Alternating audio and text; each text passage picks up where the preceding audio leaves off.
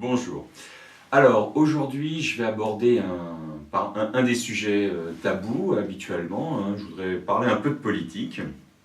J'ai peur de rien, je me suis déjà attaqué longuement, longuement au sujet de la religion dans un de mes articles qui avait fait le plus de commentaires d'ailleurs, je crois, l'un de ceux-là, qui s'appelle Avez-vous les moyens d'être athée? Bon, là, on va simplement effleurer le sujet de la politique. Simplement, voilà, ça fait partie des choses sur lesquelles, en général, on ne s'interroge pas. Euh, on a des idées plus ou moins politiques. La majeure partie des gens ne s'informent pas de toute façon et n'ont, selon moi, et moi compris, hein, pas les moyens d'avoir des vraies opinions. Pour moi, il faut vraiment maîtriser profondément l'économie, la géopolitique, les relations internationales, avoir des notions de droit, la sociologie. Enfin, il faut beaucoup de choses pour avoir vraiment les moyens d'avoir des idées politiques autres que non mais t'as vu sa tronche, t'as vu le sac à main de sa femme, etc. Ou t'as vu ces frasques amoureuses dans un sens ou dans l'autre. Vous pouvez y aller, vous allez trouver ça chez tous les politiques. Je ne me mouille pas beaucoup à ce niveau-là. Voilà.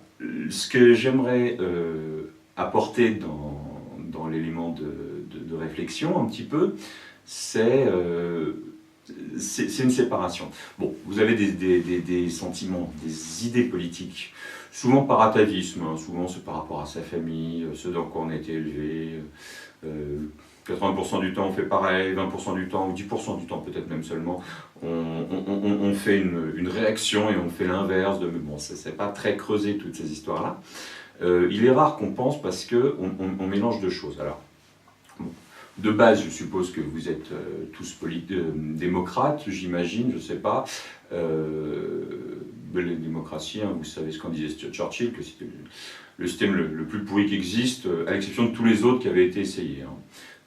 Voilà, bon, j'en pense à peu près la même chose, c'est-à-dire que je suis pour la démocratie par défaut, mais je pense quand même que la démocratie, c'est avoir une fille de chez soi, et au lieu de demander à la personne qui sait l'origine, la cause et les remèdes, c'est-à-dire le plombier, c'est faire un sondage et estimer que sa grand-mère, le fils du voisin, la boulangère, etc., ont tous autant le droit de s'exprimer que leur idée a autant de poids que celle du plombier. Voilà, bon, ça c'est la démocratie.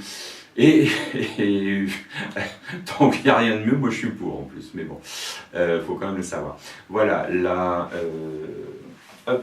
la petite séparation que je voudrais introduire, c'est lorsque j'entends des débats politiques. Alors, les débats politiques, c'est quelque chose dans lequel je rentre assez peu, parce que généralement, comme je le disais, les gens sont de droite ou de gauche, ils ne savent pas d'où ça vient, ils n'ont certainement pas lu les textes qui historiquement ont fondé l'origine de leur position, si on peut appeler ça une position, ils n'ont pas étudié les pour et les contre. Au mieux, ils suivent un leader qui leur paraît charismatique, et voilà, c'est vraiment c'est le cerveau reptilien qui parle, ça s'arrête là.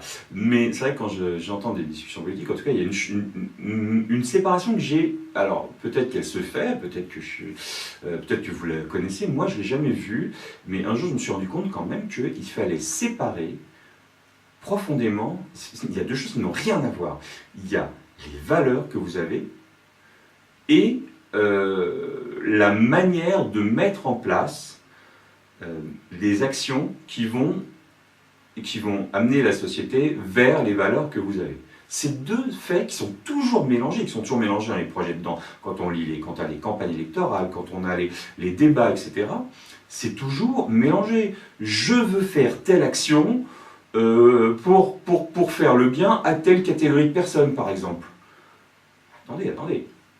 Un, toi tu estimes qu'il faut que tes valeurs c'est de faire le bien de ceci, machin, c'est une chose, déjà explique-le.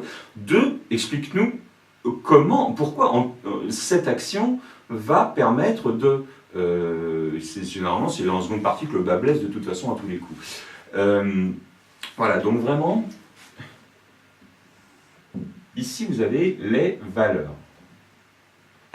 Alors, je vais m'attarder un petit peu à cette histoire de valeurs. Typiquement,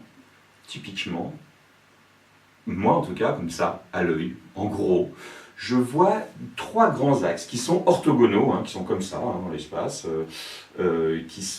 chacun part dans sa propre direction. Vraiment, je vois trois axes. Un axe qui est un axe de l'ordre, que j'appellerais de l'ordre, qui est de dire que l'important, ce que peut faire l'humain, au-delà de l'humain, au-delà de lui-même, au-delà de sa propre personne, c'est de faire une société.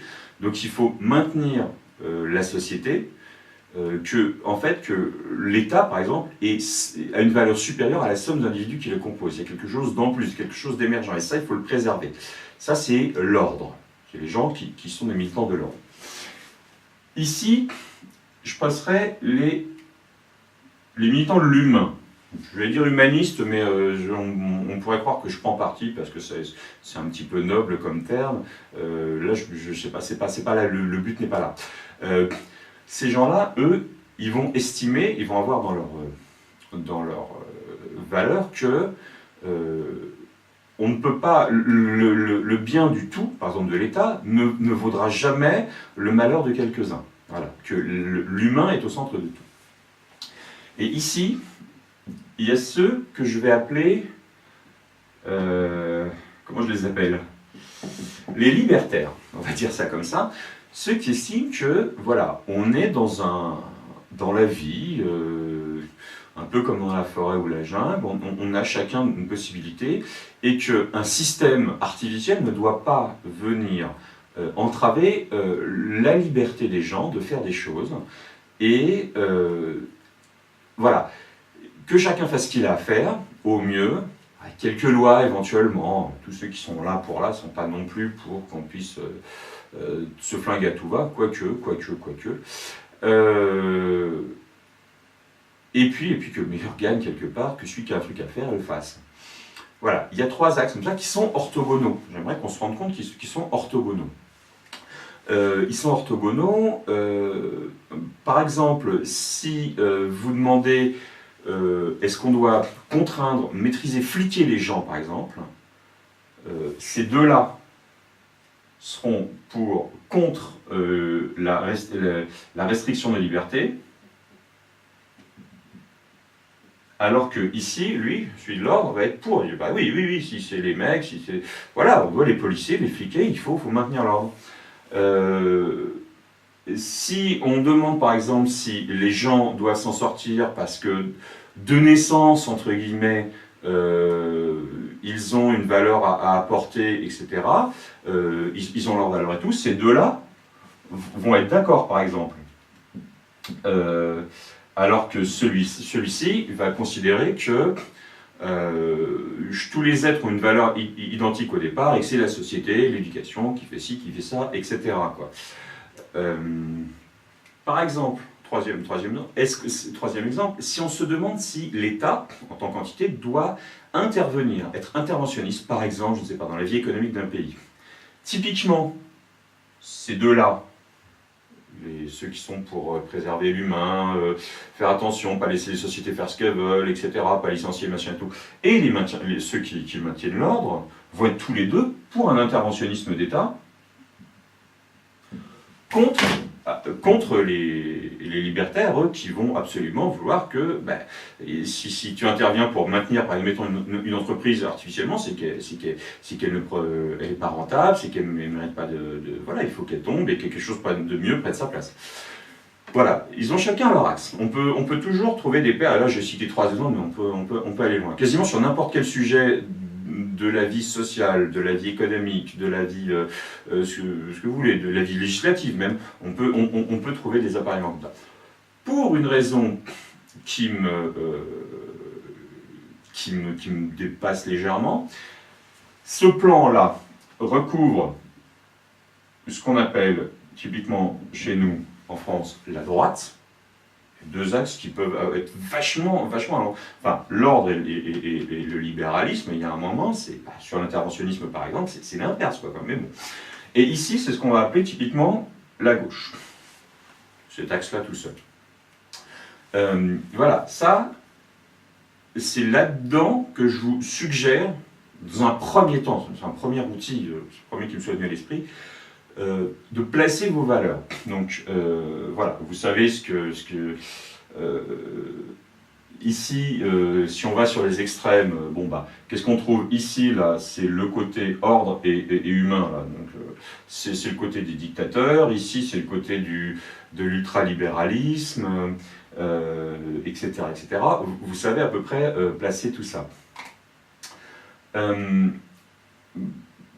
Voilà, du côté, et donc chacun a ses extrêmes, hein. L'extrême, ce qu'on appelle l'extrême gauche ici, avec un brillant passé dictatorial et sanguinaire meurtrier. Ce qu'on appelle l'extrême droite ici, avec un brillant passé dictatorial et meurtrier. Ce qu'on appelle typiquement l'ultralibéralisme ici, avec une brillante actualité. Enfin bref, passons. Pour l'anecdote d'ailleurs, vous pouvez parfois rencontrer, j'ai déjà rencontré des tenanciers de l'extrême de ce côté-ci, d'un parti connu qu'on ne citera pas, m'expliquer qu'ils sont en fait, ils ne sont pas d'extrême droite, ils sont de la vraie droite. Je vous rappelle juste d'où ça vient, la droite et la gauche, voilà, la monarchie constitutionnelle de 1791, là vous avez l'Assemblée, vous avez le roi donc, qui trône, et puis vous avez ceux qui se mettent à gauche du roi, à droite du roi les conservateurs, les anti-révolutionnaires, à gauche les progressistes, on pourrait dire ça comme ça. La vraie droite, c'est les monarchistes. Hein. C'est les monarchistes, ou disons de nos jours les conservateurs, hein, ceux qui veulent que rien ne bouge, grosso modo. Enfin, non, c'est ceux qui veulent maintenir la société dans l'état dans lequel elle est à un instant donné.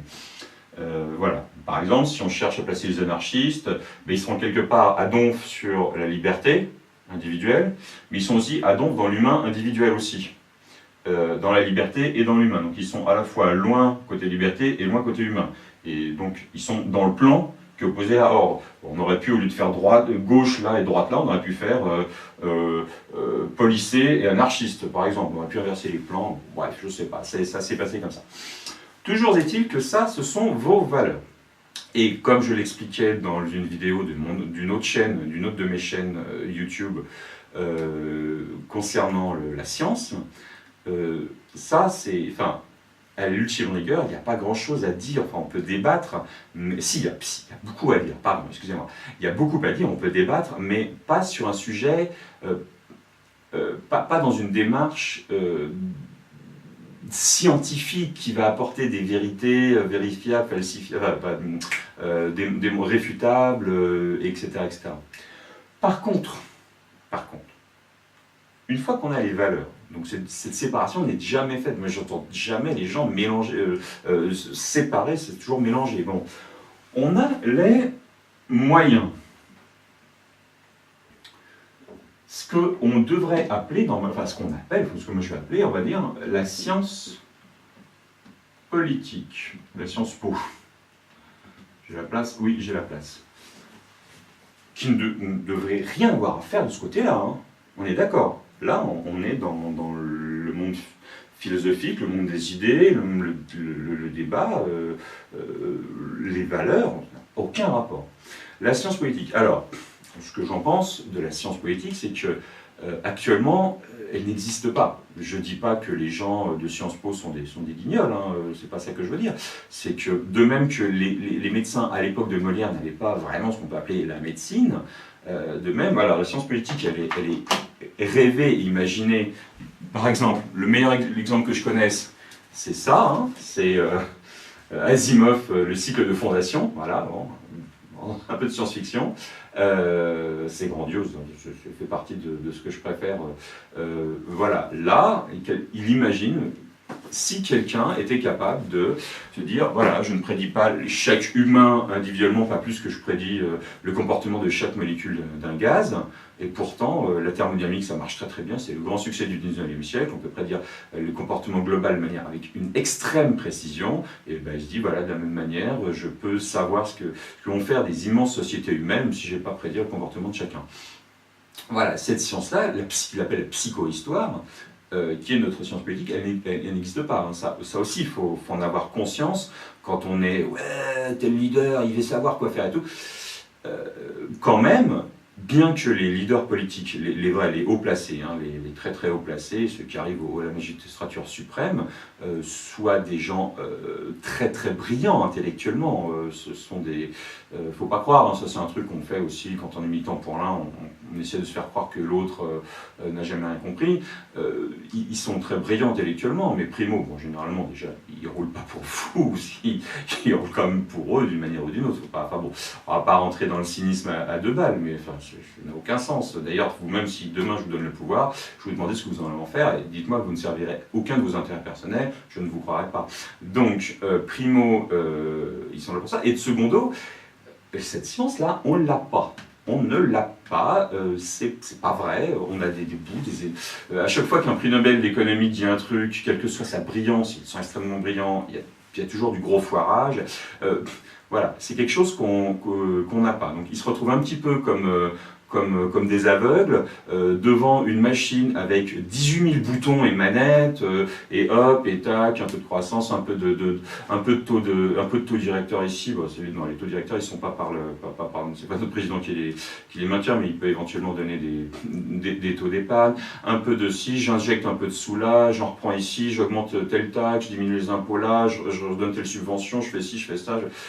Ils ont un immense tableau, ils ont les yeux bandés, ils sont dans un véhicule avec 7 pattes et 3 roues, et ils vont dans une direction. Dès qu'ils trouvent un truc, un équilibre, hop, ils essaient à peu près de maintenir un cap. Quand ils tapent dans un mur, ils s'en rendent compte, ils changent. Malgré leur extrême brillance, et j'aimerais que vous soyez convaincus qu'en général, ils sont beaucoup plus brillants que vous et moi, hein, beaucoup plus intelligents dans le domaine politique. Voilà, simplement, cette science, on ne l'a pas, mais c'est ça qu'il faudrait avoir là, quoi. C'est vraiment quelque chose qui nous permette de dire, bon,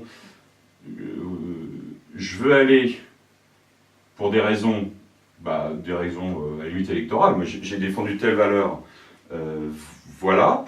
Maintenant, on m'a dit, vas-y, mets-les en place. Alors, un mix assez fin, pas forcément quelque chose de caricatural, hein, mets-les en place. Et là, on me donne les moyens et je fais tendre à un horizon de temps inconnu, qui peut être d'ailleurs bien supérieur à celui du quinquennat, bien supérieur. Bon, voilà, je fais tendre. Ça, on ne les a pas vraiment, ces moyens. C'est d'autant plus difficile, je vous parlais d'une machine avec 1 milliard de manettes et pour essayer de la guider, alors qu'on n'a pas la carte non plus et qu'on se tape dans les murs. Mais attention, il faut voir aussi qu'il y a d'autres machines qui courent loin et que quand quelqu'un tire une manette là, ça peut faire bouger notre propre carte. C'est-à-dire que jusqu'à il n'y a pas longtemps, on avait, grosso modo, on essayait de s'occuper de la France. La France, en tant que telle, on ne peut plus réellement penser avoir un effet total sur la France en la gouvernant, parce que, voilà, pour ceux qui sont qu'aurait manqué l'économie actuelle, c'est la France, elle est interconnectée à quasiment tout le monde, et dans les deux sens, en import, en export. En plus, la révolution digitale accélère la chose. Nous avons fait l'Europe, zone de Schengen, et puis même les chemins commerciaux avec, bon, bien sûr, le continent américain, avec l'Asie qui émerge, il y a beaucoup de choses, plus des rôles et des questions. Il n'y a pas que de l'économie, il y a de la géostratégie qui vient énormément impliquer là-dessus. Ne pensez qu'à la géostratégie liée à l'énergie, par exemple. Donc voilà, là on est dans ça, c'est la Terre, voilà. Là on a des continents que je ne représenterai pas comme il faut, et puis on a un petit bout là. Donc cette science, on ne l'a pas, c'est extrêmement complexe. Il faut en avoir conscience, il faut savoir que on est dans une immense machine avec des bouclages, et que toute action, enfin il n'y a pas d'action qui n'est qu'un effet local, ça n'existe pas ça. Alors, simplement pour conclure, on pourrait partir dans des exemples très complexes. J'en ai étudié un certain, je ne maîtrise pas, c'est complexe, c'est des trucs. Je citais quelque chose d'extrêmement simple. Des exemples vraiment avec un tout petit bouclage, je fais un effet, ça refait un effet dans l'autre sens, c'est tout. Juste ça n'a pas beaucoup d'intervention. Je vous parlais d'écologie. Il y a des chances pour que vous soyez plus ou moins convaincu que plus on pollue la planète, plus on se tire une balle dans le pied. que là, je suis relativement consensuel, il me semble. Bon. Prenons deux exemples écologiques classiques. Le papier, j'utilise du papier. Bah oui, le papier c'est des arbres. Donc plus j'utilise du papier, plus je coupe d'arbres. Donc je diminue les surfaces vertes de la surface de la planète. Et pour des raisons qui peuvent venir de là ou de là, ça peut venir de là si on estime que c'est la mort à moyen terme de l'espèce, ou simplement qui peuvent venir de là. Bon là c'est vrai que c'est moins évident, et même cette dichotomie-là elle n'est pas si claire que ça. Mais bon, globalement, si vous estimez que c'est une bonne chose, alors voici la chose que vous pouvez faire.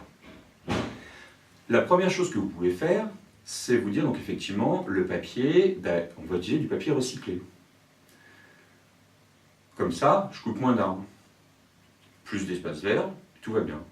Qu'est-ce qui se passe si vous faites ça? On ne déforeste pas l'Amazonie pour faire du papier, hein. C'est pas du tout pour ça, hein.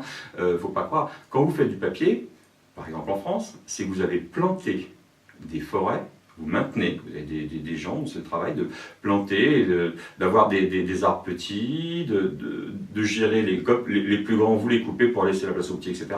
Vous développez ça pour avoir une rentrée de bois régulière.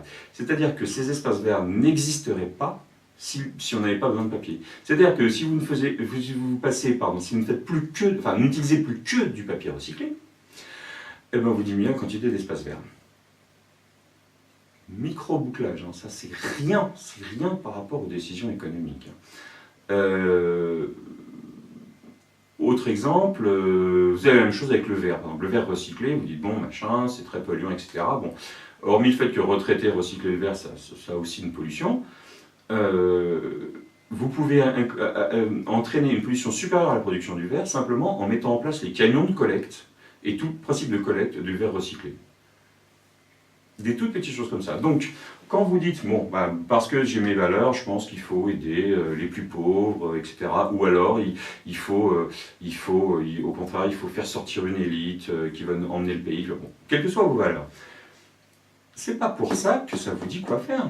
C'est pas parce que vous estimez qu'il faut aider les plus pauvres à accéder au logement, par exemple, que les lois que vous allez faire sur le logement, c'est un sujet que je connais un petit peu, vont avoir les résultats escomptés, quoi. Les limites de loyer, etc. Vous allez faire des effets où donc les investisseurs vont se désengager, donc il y aura plus d'eux. Ou alors vous donnez des primes à l'achat, donc pendant un petit moment, vous permettez l'accès à des ménages plus modestes à la propriété, donc les cours augmentent, et donc vous allez simplement injecter et tout se décale, et ça ne change rien. Et il y a eu des choses assez rigolotes, ça a fait dans la ville de New York, sur les limites de loyer, par exemple, qui ont eu des effets complètement inverses de ce qu'on voulait. C'est un exemple comme un autre. Ça ne vous donne pas ça. Voilà, donc ce que je vous suggère d'avoir comme réflexion sur vous-même, c'est déjà remettre en question un petit peu quelles sont vos valeurs et pas celles de vos parents, de vos trucs, de votre milieu social et tout, ça c'est intéressant.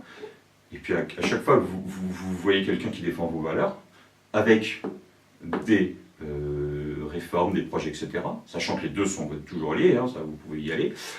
Est-ce que ça le défend réellement? Est-ce que pour aider, je sais pas, est-ce que aider les chômeurs, par exemple, est-ce que c'est prolonger les allocations pour qu'ils aient le temps de se faire un vrai projet, ou est-ce que c'est leur supprimer, leur foutre un coup de pied au cul pour qu'ils se remettent plutôt au boulot? Je sais pas, j'ai pas de réponse.